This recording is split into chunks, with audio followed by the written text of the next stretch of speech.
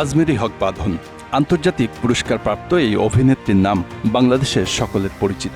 অভিনয় দক্ষতার জন্য দেশের গণ্ডি পেরিয়ে পৌঁছে গেছেন আন্তর্জাতিক অঙ্গনেও। তবে তার এই পরিচিতির পেছনে শুধু অভিনয় নয়, রয়েছে সাহসী সামাজিক ও রাজনৈতিক অবস্থানও।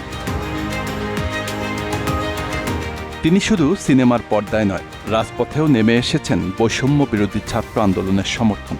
বাঁধন রাজনীতিতে সক্রিয়ভাবে অংশ নিলেও বিভিন্ন সময় তাকে নিয়ে শুরু হয়েছে নানা সমালোচনা ও বিতর্ক। ছাত্র আন্দোলনের সময় কখনো ফার্মগেট, কখনো শাহবাগে, আবার কখনো শহীদ মিনারে বাঁধনকে দেখা গেছে। ছাত্রদের সঙ্গে রাজপথে নেমে তাদের আন্দোলনের সঙ্গে একত্রতা প্রকাশ করেছেন তিনি। তার এই সাহসী পদক্ষেপ অনেকের কাছে প্রশংসনীয় হলেও কিছু সমালোচনাও উঠে এসেছে। সমালোচকদের মতে বাঁধন ক্ষমতাচ্যুত আওয়ামী লীগ সরকারের সুবিধাভোগী ছিলেন, কিন্তু যখন রাজনৈতিক পট পরিবর্তন হলো তখন তিনি ছাত্রদের আন্দোলনে যোগ দেন। 2018 সালে জাতীয় নির্বাচনে আওয়ামী লীগের পক্ষে জোরালো প্রচারণায় অংশ চালিয়েছিলেন আজমেরী হক বাঁধন। সাবেক প্রধানমন্ত্রী শেখ হাসিনা, আওয়ামী লীগের সাধারণ সম্পাদক ওবায়দুল কাদের এবং শিক্ষামন্ত্রী ডক্টর দীপু মনির সঙ্গে বাঁধনের একাধিক ছবি সামাজিক যোগাযোগ মাধ্যমে ছড়িয়ে পড়েছে।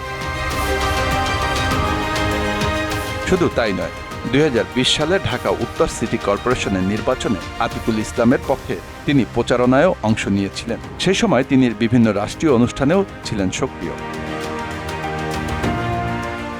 তবে শুধু আওয়ামী লীগ নয়, বিএনপি নেত্রী ব্যারিস্টার রুমিন ফারহানা এবং ভিপি নুরুল হক নুরুর সঙ্গেও বাঁধনের উপস্থিতি নজর কেড়েছে নেটিজেনদের। এতে অনেকেই বাঁধনকে সুযোগ সন্ধানী হিসেবে আখ্যা দিয়েছেন। প্রশ্ন উঠেছে, কেন এক সময় আওয়ামী লীগের পক্ষে প্রচারণা চালানো বাঁধন হঠাৎ ছাত্রদের আন্দোলনের পক্ষে দাঁড়ালেন? এদিকে সম্প্রতি মুজিব নামক একটি সিনেমার বাজেট নিয়ে দুর্নীতির অভিযোগ তুলেছেন বাঁধন। তিনি বলেছেন, কোটি কোটি টাকা বাজেট নিয়ে টাকাগুলো কোথায় গেল? এই মন্তব্য তাকে আবারও আলোচনার কেন্দ্রে নিয়ে এসেছে। বাঁধনের এ ধরনের মন্তব্য কি সত্যি দুর্নীতির বিরুদ্ধে তার অবস্থা, নাকি রাজনৈতিক পট পরিবর্তনের পর নিজেকে নতুন করে প্রতিষ্ঠা করার চেষ্টা, সেই প্রশ্ন নেটিজেনদের। 5 আগস্ট শেখ হাসিনা পতনের পর বাঁধন নারী নির্যাতন ও ধর্ষণের বিচারের দাবিতে শিকলবাধা পদযাত্রা কর্মসূচির ডাক দেন।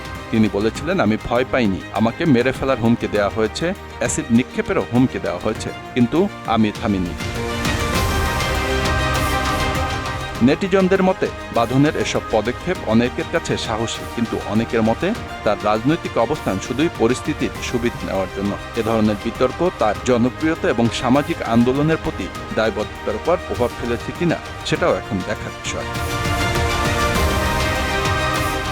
Bangla affairs, news desk.